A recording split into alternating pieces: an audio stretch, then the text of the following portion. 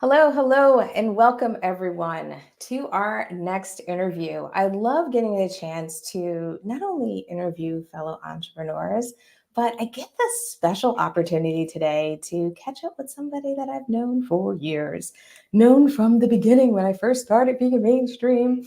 And also when probably I would say both of us were you know, exploring this journey of what it's like to not only become vegan entrepreneurs, but what it was like pre social media, pre all the marketing stuff that we have kind of today, and how many of us were out there in the community. Many of us were out there bringing information to others who were going vegan, trying to make that kind of leap forward and wanted to get a sense of what it looked like in the world. What did it look like to be vegan, not just in your own backyard, but what it meant in a global scale? And I really feel like I actually still have your cookbook. I probably should have grabbed it out the closet.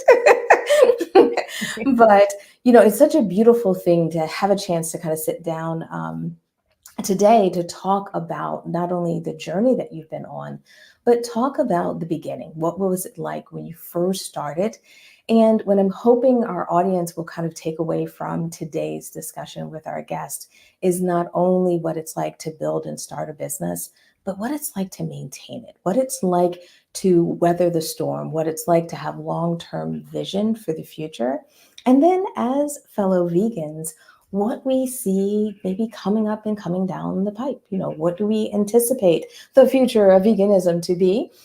Because we have an amazing guest today that can give us that view. We have an amazing guest today that has not only traveled to probably more nooks and crannies of the world than many of us probably combined, but is also an author, a speaker, has done a cookbook, as I mentioned before, has her own web series, and is an avid traveler. So first, I just want to say welcome, welcome, welcome our guest today, the Healthy Voyager, or AKA Carolyn Scott, is in the house. And what we're going to do today is just kind of roll back time and talk about how you got started, talk about what you did, what you offered to the world, which me as a vegan myself, I participated in and enjoyed. And then we'll fast forward to today and talk about some of the great projects you have in the works now. Okay. Yeah. So let's give everyone a little background. Yeah. Who are you? What do you do? How have you been changing the world? So, way back in 2006, I launched my travel show, The Healthy Voyager. But the reason I started that goes way back to 1998 when I first became vegan. And that was, the old days of vegan. So it was really difficult. And I was traveling quite a bit for work, and I was MacGyvering in my hotel room and packing food and, just kind of eating boring stuff and getting excited when I'd find a terrible cardboardy vegan cookie and excited that it existed. But back in 98 when I went vegan, it was for health. I read this book called Fit for Life, and it just one day to the next, I was like, you know what, this makes sense to me. And it wasn't necessarily a book about veganism. It was about food combining and what animal proteins do to your body. And it all just kind of clicked. And I thought, okay, I'm going to do it. So, because I wanted to make sure I did it for my whole life and I wanted to do it properly, I ended up going to school for naturopathic medicine and holistic nutrition. And I also went to culinary school because I could cook and I did a lot with what was available, but I knew there had to be so much more than, what I was doing. And I got sick of eating a lot of the same stuff. Even though I was good at what I was doing, I needed some inspiration Makes and sense. learn about all the ingredients that could be used and finagled to veganize things. So it was great. But I really just did all that for my own personal knowledge. I had no interest in, working on a kitchen or doing anything like that. Or even doing like private practice sessions for nutrition. I did for a while. And then I just kind of was like full-fledged in my PR firm that I ran. So that took over my life. And then in '05, because I was traveling so much, I thought to myself, you know what? There's no resource for vegans or vegetarians or special diet travelers out there. Mm-hmm. And at the time, the shows that were out there for travelers were eating bugs in the Amazon, or, eating a 50-pound burger for a prize, like stuff like Yeah. that, which I guess is entertaining to watch, but it's not actionable tips for the average traveler, let alone people like us Yes. who had some kind of dietary restriction. So I thought, I'd been traveling since I was a baby, and I didn't want being vegan to hinder my travels. So I created the show and I started pitching it around. And lo and behold, it was obviously way too early in the space. The major networks were like, wow, it's a great idea, but we don't do healthy. And I was like, well, that's Yeah. the point, guys. So I was like, you Mm-hmm. know what? I'm a publicist. I have a production background. I'm just going to do it myself. So I did. So I launched it in '06, pre-social media. The only thing was YouTube, and Facebook was just for college kids at the time. So that was it. And no one was using MySpace for work unless you were a Yeah. DJ, I think. so so I didn't even think of it in terms of that. I was like, I'm just going to produce the show, a few episodes, post it online, and that'll be like my pilot and my calling card. And then, some network they'll come calling. Mm-hmm. And it actually turned into my full-time business because I launched the blog and the website as a complement to the show, because I couldn't obviously produce my own show on my own dime and have tons of episodes and tons of content. So I had the website go up as a complement. So I started posting recipes and healthy lifestyle stuff to fill in the gaps when I wasn't traveling. And then it just turned into a full-time thing where I didn't have to have a network, take care of it. I started producing everything on my own and getting sponsors and working with other people, and I'm still doing it today. And now the show is on a network called Go Traveler, which is like a Yeah. Netflix for travel series. Mm-hmm. And it's free, and the show is there along with shows like Anthony Bourdain's show and Rick Steves. So a lot of like famous people, and I'm the only vegan show there, like way back in 2006. So I'm the little engine that could, and still rocking and rolling the Healthy Voyager. And yeah, but in between all that, because I was a chef, I launched the cookbooks. I'm about to launch my fourth cookbook, Wow. and just still doing the deed online and offline on TV and stuff. So yeah. I love it. I love it. And it was a great overview. I'm going to try to unpack a couple of things, because one thing that I guess I heard or I took away from that is, you were interested in not only becoming vegan, but you were interested in really understanding, like doing the research, digging in. And I love that, you know what I mean? You went to learn what the nutrition is. You said, okay, I can cook. I got the basics, but I wanted to take it to that next level and, get that culinary training. So one thing I want to kind of maybe impress upon our listeners is, the importance of getting the skills that you need to be able to not only build a business around those skills, but build that level of expertise. I think a lot of times, not everyone knows everyone's background. Like they may know you from the series, but knowing that you took the time to get that foundation, I think is not only amazing, I think it also shows your commitment to what you do. Yeah. And I'm really curious, like, how did you have the foresight to say, you know what, I really got to dig in here and understand, as opposed to, I think sometimes, and even like in today's environment, it's like fake it till you make it kind of thing, Yeah. where I think it's a much more admirable thing to really learn the craft, learn certain things, so that when you're supporting people, you can wholeheartedly support them. Absolutely. Yeah, I'm a nut. I've always been big into go big or go home. And I've always been a student. I love learning. I love absorbing information. Ever since I was a kid, I always needed to know. And if I wanted something, I wanted to know all about it. Mhm. And because it had to do with my personal health, I was like, I can't become some emaciated, vegan. And then people will be like, aha, see, it's bad for you. So I Mhm. think that's what kind of prompted me. I wanted to make sure I did it right, not only for myself, but to prove that a plant-based vegan lifestyle is healthy and good for longevity. And that for myself just planted the seed of, I think this is something I'm going to do for my whole life, so I need to do it correctly. I see it so much where people are like, "Oh, I went vegan for like a little while, but I got sick," and I'm like, there's a lot of that because Yeah. people don't take the proper steps to do what's right for them, or they're just doing quick swap outs. They probably had a junk food life beforehand and switched to a vegan junk food life, which can only sustain you for so long.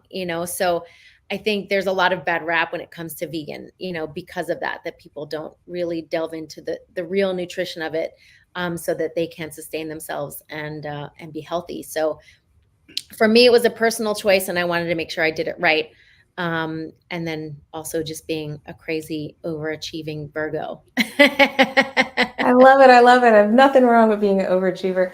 That is me as well. So you're in good company. But what I love about that is that you took the time to do it, but you also, at least I'm going to take a leap of faith here, but it doesn't sound like you let things hold you back. And I bring this up because for a lot of people, I find when they're building a business or when they're trying to drive change, or when they have in their gut kind of an idea or thought, or I could do this, what happens is either they do get grounded too hard in the research and then they don't move forward. Or because, like you said, when you started your series, you're like, okay, I'm hoping someone's going to pick this up. And if it doesn't go the route they think it's going to go, they get so discouraged that they sometimes walk away from their dream. They walk away from something that, the world probably would have totally benefited from. But they let kind of those bumps in the road kind of keep them down. How do you stay consistent? How do you stay, grounded in research and understanding, but ensure that you move forward in the process so that, you know what I mean, not only things don't get in your way and you meet that, rise to your level of your ambition, but you truly make progress no matter what cards you're dealt.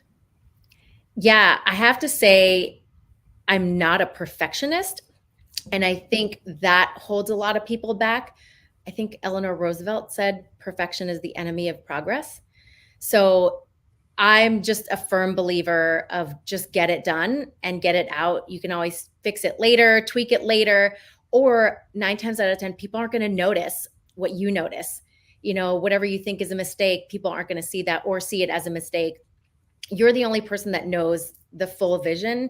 So it's better just to get it out and running and then deal with it later, I believe, than just waiting and tweaking and tweaking and tweaking. It's, waiting for a perfect time. You're going to just, turn old and gray before there's ever a perfect time for anything.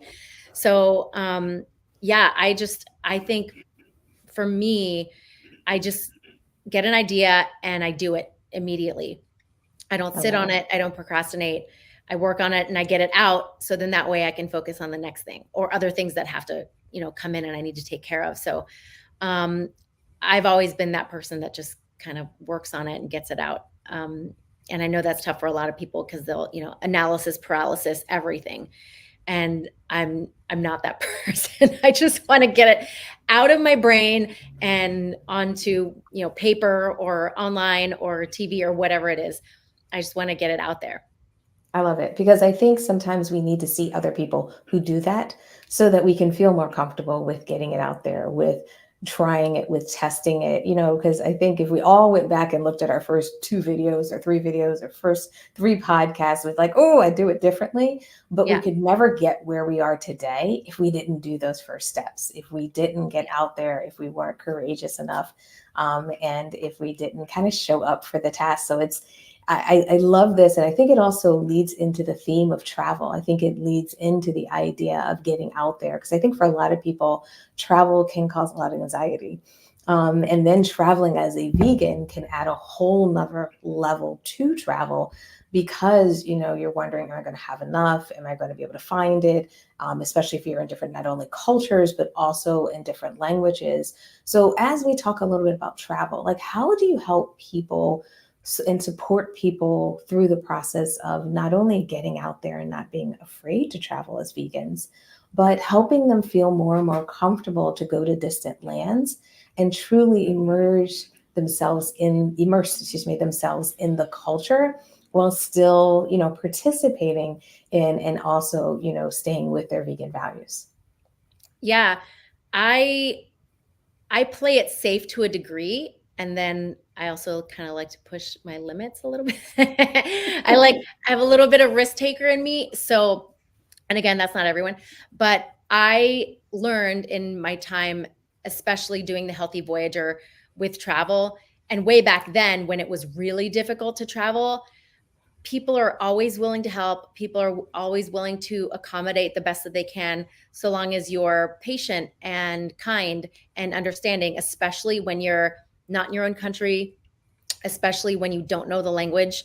It's really important to respect cultures and respect the people taking care of you when you're not in your homeland. So I find that just being kind and honest and patient with people, you can get what you need. And sometimes, most of the time, you're pleasantly surprised. So, even in the early days of my travels to international countries, when I thought it was going to be really difficult, it was challenging, but it wasn't unbearable. I didn't leave anywhere starving, that's for sure. And I was really excited how many people were willing to help and understand what it was that I needed. Um, and now it's so easy. Like it's stupid easy to be vegan when you travel, no matter where you go. Like no matter where you go. I've been to the ends of the earth and come home like a stuffed little pig. So so for me, my advice is just get out there, do it, do a little bit of pre-planning of where you're going. Sure, as all vegans, I know we do this. If we know we're going to a restaurant, we look at the menu first so we know what we're going to order. Yeah. And then we get excited if there's plenty of options, right? Mm-hmm. So most people, I assume, do that before they travel. Like, oh, I'm going to this city and I know that they have this vegan restaurant, or this restaurant has a vegan option that's amazing. But also kind of play it by ear and see where the trip takes you. Meet locals, shop at a local market and see what they have, different fruit, different vegetables, all sorts of things like that. You'd be really surprised at the variety of plant-based vegan foods that are out there that aren't necessarily, like the burgers or the fake meats or the fake cheeses. Just so many great things that are out there outside of the US that are just breathtakingly yummy. So yeah, a little Absolutely. As pre-plan we're and a little trust. always that balance, always that Mhm. balance. And I guess while we're talking about travel, I think I'm on this big mission where I'm trying to get more and more entrepreneurs to take time off to travel, because it can happen sometimes when we're running our businesses is we either feel like our business can't move forward unless we're here at every waking second of the day. Or what happens is we feel guilty with taking vacations, taking time off. We feel like, I got to put everything into this business for it to be successful. And I'm trying to encourage people to even do weekend getaways. I'm trying to encourage people to, plan your year just like you plan for your business, but plan to take time off. So therefore, if you want to go international, put 2 weeks on your calendar and block that calendar so that nothing gets booked during that week. You're prepared for it. All your clients know you're going to be traveling, your publicists, everyone knows this is my week in a sense, and helping them do that. So if people are taking my advice and they're like, okay, Steph, I put the time aside, I'm going to go travel, and they're like, but I don't know where to go. What would be the best way for them to decide, whether it's through some of the resources you have, should they try to get access to your web series? Do they jump on your site? What would be the best way for them to maybe choose what would be their best destination if they're going to go on a trip? Yeah, I think that that's a very person to person question. So, some people might want warm weather, some people want chilly weather, some people want adventure, some people just want to lay on a beach at a resort all day and not do anything, So it really depends on the traveler and what they're looking for. But I have all of those resources on my site, and I've been to every type of travel situation. So on the show, there are a gajillion different destinations to choose from. So if you're looking for Caribbean, I've done it. If you're looking for safari, I've done it. If you're looking for snowmobiling in the Arctic, I've done it. So if you're whatever you're looking for, you can see where I've been and what I've done and where I've eaten, where I've stayed. And then, of course, on the website, there's even more information from the articles. And I do have like a little button in the corner of the site that says Ask Me. So you can always click that and you can ask me a personal question for personal advice about any trip. But it just comes down to every different sort of traveler and what they're looking for and what their preferences are as far as, you know, the type of vacation they're looking for. So yeah, it's a big world out there, and Oh, you should absolutely. get out there and see it. Absolutely. And I'm glad you have the resources for people, because I think sometimes what can take away some of that anxiety we talked about for traveling is being able to see it, see like where someone else ate, how they kind of navigated the ups and downs, and even some of the things that we, kind of make up in our mind, like, oh, this is going to be a problem. And, I'm sure seeing some of them, some of your web series and reading some of your content that might help people say, you know what, maybe it isn't as scary as I thought it was going to be. So I'm really glad that you have those resources. Let's make sure we give everyone your website, social media. What would they need so that they can access your information if they are interested in traveling? Yeah, everything is under the umbrella at healthyvoyager.com. So you'll see all of the articles, you'll see the web series, the cooking show, TV appearances. And if you want to watch it, the show itself, Healthy Voyager, on the app, it's Go Traveler. And then across all social media, I'm Healthy Voyager. So that's Instagram, Facebook, Twitter, Pinterest, LinkedIn, I think too, Healthy Voyager. And then on YouTube, it's Healthy Voyager TV. And you can find all of my books, well, 2 of the cookbooks on Amazon. And then I have a new one coming out in the next couple of months. So stay tuned to all the social media. I'll be announcing that. And that'll be not on Amazon, it's through a different publisher. So I'll keep you posted on that. And I've got a big announcement coming that it launches at the end of summer. Yes. I can't talk about it just yet, but it's really cool, and I will be announcing more info on that on all the socials. And yeah, working with a retreat in Baja, doing custom nutrition and culinary programs for their retreats, and still working, veganizing different restaurants and hotels and theme parks and cruise lines, and doing one-on-one nutritional consults again. So yeah, keeping very busy, but lots of good stuff on the horizon. So make sure you follow me so you can stay tuned, and hopefully I'll see you on a trip coming up. Perfect. Perfect. Well, I'm so glad everyone's got your contact information. I know they can't wait to hear about what else you have cooking up. So that is going to be great. I guess one thing I want to make sure we talk about, while I have a little bit more time with you today, is talk about your journey as an entrepreneur, because often, there's not as many of us out, in the world that started our businesses, way, it feels like back in the day. And I always love to talk about, the experience of being an entrepreneur, the experience and kind of what it's like. So maybe let's do a compare and contrast. And then let's talk about what it was like when you first started as an entrepreneur to build this business, and what it's like today. What are some of the differences? And how is it different, either because just over time you've changed, or the environment has changed? Or how is it different because you've put things in place as a stronger, entrepreneur, to make your business run smoother or make your day run smoother? I wonder if you could just give us a little bit of insight there. Well, back in '06, what I had imagined Healthy Voyager was going to be went a completely different direction. So it was funny earlier that you mentioned, people tend to walk away from their dream when it doesn't turn out exactly what they thought. Had I said, oh, it never got picked up by a network, I'm done, who knows what I'd be doing now. Yeah. But because of social media and online becoming, I would say, the first name in media consumption, I don't think TV is as powerful as it once was.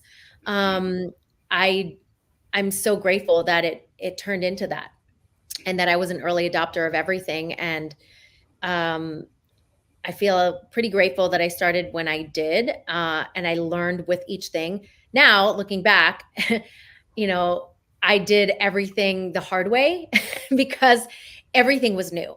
Every platform was new. Creating your website, you had to learn HTML. Yeah. Now you can just Wix or Squarespace. Like there's Yes, so many drag things and that are drop so now. easy. Yeah. And I'm like, guys, you don't know how easy it is. From being vegan to like just starting a business, so much easier Yeah. than it was back then. But I was able to implement all the skills that I had for my previous business, having been a publicist. I had already had my own business, so I had a lot of those skills already. And I think because of that, I've been able to weather a lot of storms, from COVID to inflation to seeing social media go from what it was to becoming this like huge platform for influencers, and now seeing a little bit of recoil from that. I've been able to see all the ebbs and flows from the beginning, and with the skills that I had from before, I think that's what's gotten me through, because I know what I can do, that I have actual skills outside of being an online presence that I can turn into a physical presence, whether it's doing nutritional consults or doing retreats or whatever it is. I can do things in the physical world that don't necessarily need online in case, the whole world blew up. Yeah.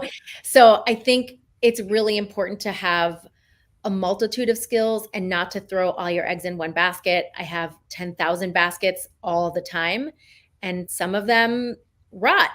And that's okay, because there are a million other ones, So I think being an entrepreneur, you have to know that it's not always going to be perfect. It's not always going to go the way you want. And a lot of the times it goes better than how you expect.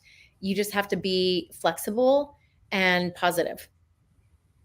Yeah, that's really, really good advice. And I love what you're saying about having multiple baskets, because I think for a lot of people, they think they're going to have this like one sure thing or this one big lucky break. And while yes, it's amazing how some people just do have this like one thing that happens that changes the complete trajectory of their business and in sometimes their lives. I also find that for most people, for sustainable growth, for a sustainable business, for a sustainable, really even life and a life of happiness, that often it takes setting up the structure, the processes, and the consistency around what you do, so that multiple baskets can yield results. So multiple things can create windfalls for you, and therefore your business isn't that's kind of like rocky business that's only built around one option. It's Yeah. really built around kind of this like flourishing environment that you've built and established. And it sounds like, from you being in business for all these years, it really sounds like you've built that strong foundation. Yeah, definitely. And having learned every aspect of my business has been truly helpful. So, having learned just the PR skills and then production skills, if I had to, I could film everything on my own. And then that way, when you delegate, when you finally get a team, you know exactly what you want, and you can convey the message in a clear way so that you can have a well-oiled machine under you. So I personally think knowing every aspect of your business, from the bookkeeping to the social media to the copywriting to whatever it is that your business has, even if you're running a restaurant, you should know what the cooks do, what the food runners do, what the cleaning lady does, what the accountant does, just so that you can have a good scope of what it is that's going on. And then you can trust the people under you that they're doing a good job. So I like that I was able to build my business by myself and learn all of those things so that I can more easily get through them or get someone to help me. So uh, I think it's important to learn as many skills as possible for your business. I so agree, because it is very difficult to not just delegate, it's difficult to hire when you don't understand the role. It's very difficult to get a sense of, what kind of budget do you need if you don't understand the role. You And can not that you definitely have get to, taken advantage of if you don't know either. A lot of people will hire people and pay a ton of money without knowing what exactly the job entails. And then they find out later that they totally got scammed. Not necessarily scammed, but they got taken for a ride. They could have done it for half the price. yeah. So it's really important to know what you're getting yourself into. You can save yourself a lot of time and a lot of money. Absolutely, absolutely. No, I'm so glad you mentioned that because I just think it's so important to really understand your business and understand your industry, understand really what's going on, what are the changes, what's happening. Because if you sit in your own kind of like little dark corner and only work on what comes across your desk, only work on your fire drills, you can lose touch with not only your customers, you can lose touch with the wave or the direction that things are going, and you may not be flexible enough to pivot. You may not be flexible enough to actually make the change that's needed to make sure your business stays kind of strong, and that they can have a long-term business like someone like yourself. Yep, exactly. So as we kind of wrap up today's interview, I always love to pull out of my guests some advice, some recommendations you would have for people, because a lot of people that listen to our podcast are new entrepreneurs. They're just getting started. They have been fired up. They're all excited, but they might have hit their first big, big, big major roadblock. And they're sitting around shaking their head, feeling a little bit of doubt, maybe feeling a little bit sore from what happened.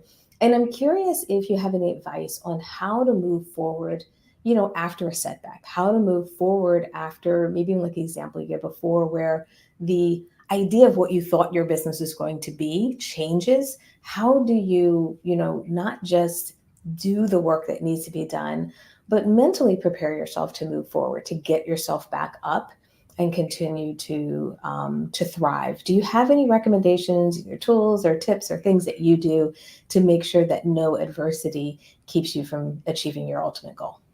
Yeah. And as an entrepreneur, there's never not going to be an instance where there is adversity or difficulty or disappointment. So if you're looking to start your own business, you have to know that that just comes with the territory. And you will learn to grow a thick skin.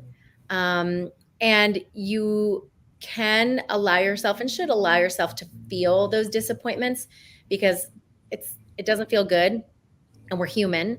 But once you get through your own self-pity and wallowing, which is totally okay to feel those feelings, because you want to remember, you want that ingrained in your mind. You don't want that to happen again, or make that mistake or make that decision or whatever. You have to get back up and realize that that setback may be your slingshot. You never know. You could see it from a different perspective, what you did wrong or what you should change or tweak, or just the old adage of one door closes and another one opens, or a window opens. You never know what's going to be around the corner. So if you stay in that space of like, then you are going to close yourself off from those other opportunities, whether it's a learning opportunity or meeting someone who's going to help you, or whatever it might be, to move your project along at a later date, or change entirely and in a way that you never even envisioned. And you're like, oh my God, this is even so much better. That happens a lot as an entrepreneur. So you just have to be able to learn how to be flexible and stay positive, even in the darkest of times, because you never know what's around the corner. I love that. I love that because it is amazing. Sometimes once you turn that corner, you're like, if I had known this was right around, like within my reach, you know what I mean? You might have approached it differently. So that's why I love what you're saying about, that setback might be the thing that kind of slingshots you forward. I definitely think that's the one of the few big quotes that you give us today, I think are key. And I hope a lot of our audience kind of takes that to heart. And I hope a lot of our audience, sees this kind of discussion / interview / chit chat that we had today as some inspiration, because I do feel like out there, it can be hard as entrepreneurs. It can be even harder as vegan entrepreneurs, because there are a lot of paths that are, that we're building the path as we're on it. We are kind of creating the future of A, B, and C that we're building. So I think it's really helpful to hear from someone like you today, and hear about your journey, and hear your not only about your ambition and your willingness to just move forward, but also, you know what I mean, just looking at the breadth of the work and the things that you've done over the year, that speaks for itself as well. So I'm really excited we had a chance to chit chat, and I'm sure our audience is going to absolutely love this interview because it's not only full of great tips, but it's inspiring, as well as, maybe a couple of people will go on a trip and go on a trip based on some of your great recommendations. Thank you. Yeah, it was my pleasure. All right. Only other thing I would say before we leave, is there anything else that we want to make sure that people can reach out to you, get in touch with you, since you do have the cookbook coming out, since you do have, something being launched at the end of September, just follow you on social media and everything. That's the best way people can stay in touch. Because I always love in these interviews to just make sure that our audience gets connected with our guests. Is that the best way? Once they follow, they'll stay in touch and they'll know what's going on and what's happening and can continue to get inspired by you. Yep, definitely. On the website, it's constantly being updated every day. There's new content every week. There's a contact form there. And then, of course, on all the social media platforms, I always answer my DMs. Lovely, lovely, lovely. Well, thank you once again for being here today. I really appreciate having a chance to chat with you. And it's so wonderful to hear about your success. And it's just so wonderful to hear about all the great work and everything you're doing out there in the world. And also, I can't wait to check out a couple of your web series so I can be inspired for my next trip as well. Thank you so much, Stephanie. All right, take care. And anyone who's watching this, whether you watch this live or you're listening to this as a podcast or you're just checking it out at a later date, always let us know if you have any comments or any questions. We can always get them back to our guest. And I can't wait to see everyone in our next episode. Take care. Bye.